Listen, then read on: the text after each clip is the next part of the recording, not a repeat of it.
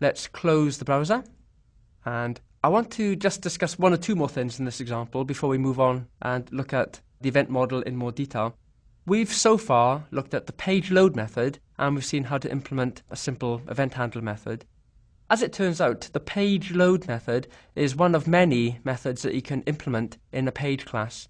So to look at some of the other methods, let's have a look at the help system. On help, click index, and in the index, let's type page class. Okay, so this displays help information about the page class. If we want to, we can have a look at just the methods.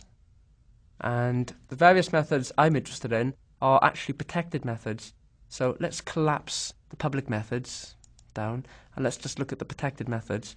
In particular, I'm going to scroll down the list.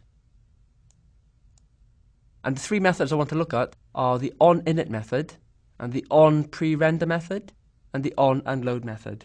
So I'll just discuss the onInit method first of all. The onInit method is called after the page object has been created from the ASPX file, but before ASP.NET has updated the control with viewState.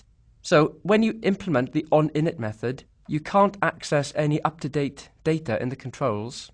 So you might be wondering, what would be the purpose of implementing the onInit method in your page class? Well, let's go back to Visual Studio, and before the page load method, I'll just give myself a bit more space here. I'm going to implement the onInit method. So it's a protected method, and it's going to override, and from here I can choose which method I want to override.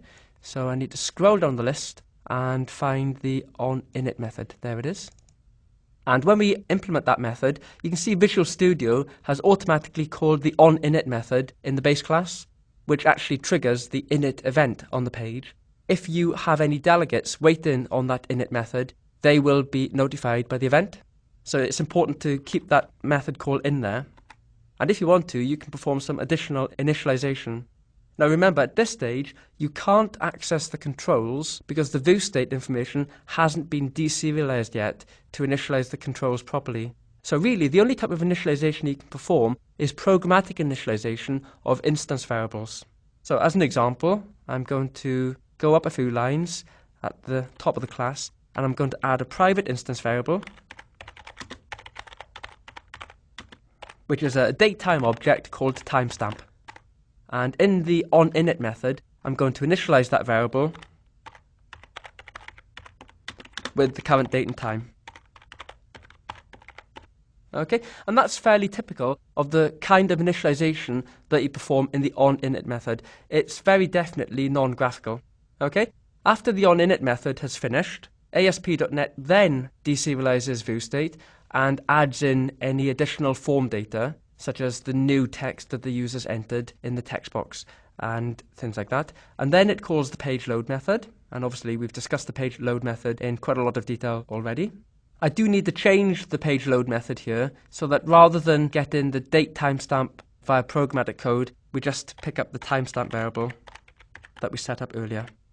Okay, so that's the page load method. After page load, ASP.NET calls the various event handlers, such as the button click, as we've discussed previously.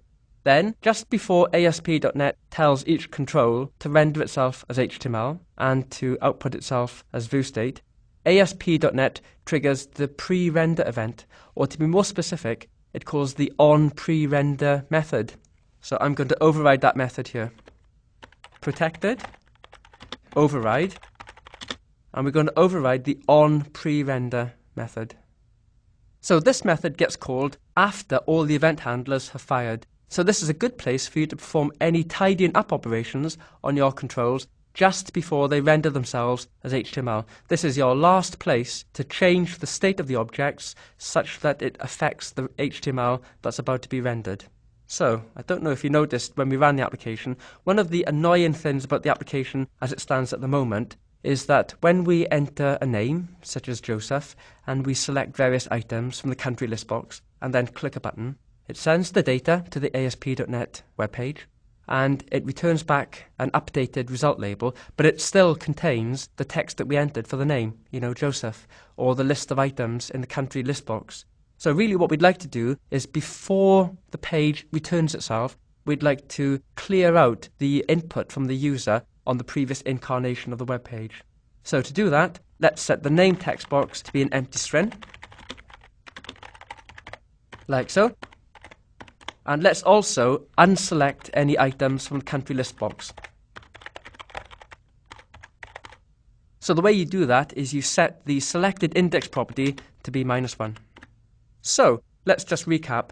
The page was created, it initialized itself via static initialization, then it called the onInit method, then it deserializes viewState to update its initialization, then it gets data from the form variables to capture the user's latest set of data, such as new text in the text box, then it calls page load, then it calls the event handlers, and the event handlers might and probably will change the state of the controls.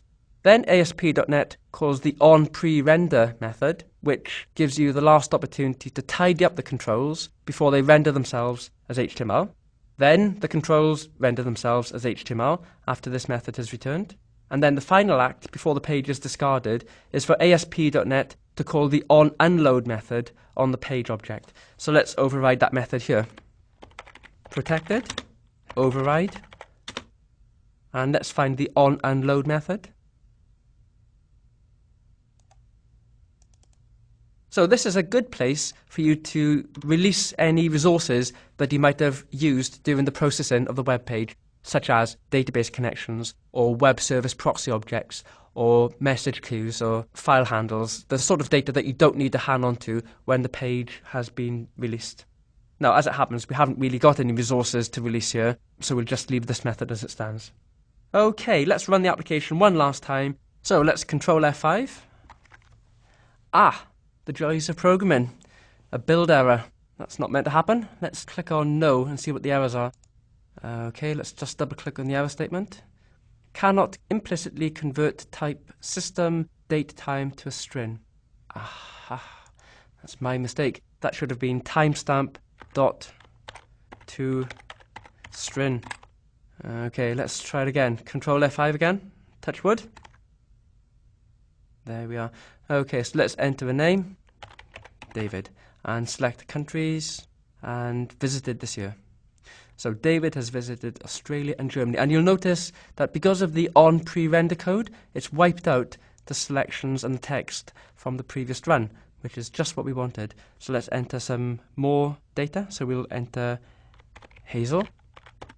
And Hazel has visited Australia and Germany. There we are. That's great. So let's close the page and come back into Visual Studio.